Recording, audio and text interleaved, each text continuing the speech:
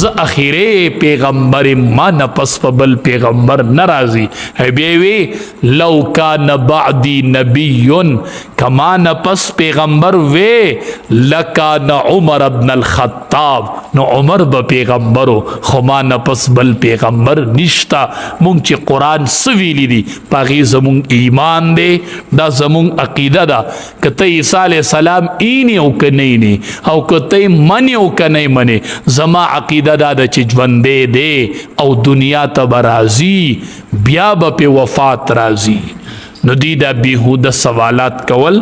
رب العالمین دا اغی بیهوده سوالاتونه دی ته جوابات ورکړل وقالو دیوائی لن نؤمن لکا منگستا خبر نمنو حتی تبجر لنا من الارض ینبوعا تر سوچی تا جاری نکڑی زمونگ دا پارا دزمکی نیو چینا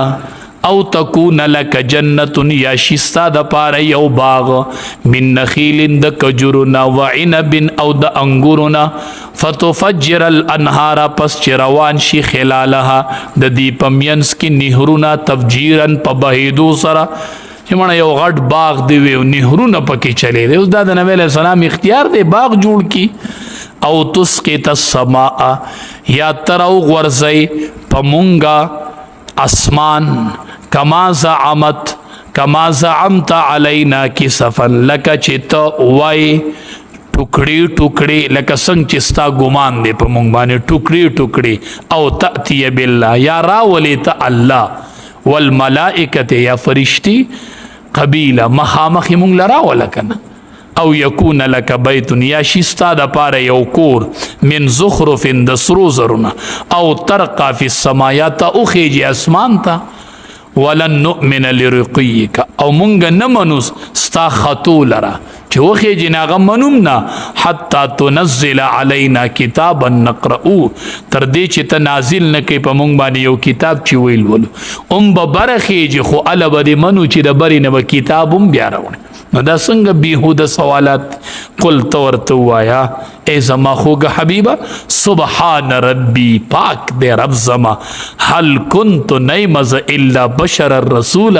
مگر یو سړی یم د الله د طرف نه را لېږلی شوی وما منع الناس او خلق لره ندی منع کړي ان یؤمنو دی خبرې چې دی ایمان رانوړي اذ جاءهم الهدى ہر کل چراغ دی ته ہدایت الا ان قالو مگر دی خبری من کړي چې ابعث الله بشر الرسول آیا راولې گو الله یو سړی پیغمبر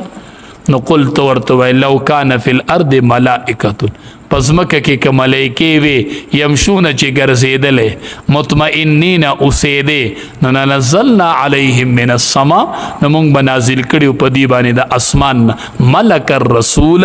فرشتہ پیغمبر نو پس مکه کې انسانان اوسینو پیغمبر بم انسان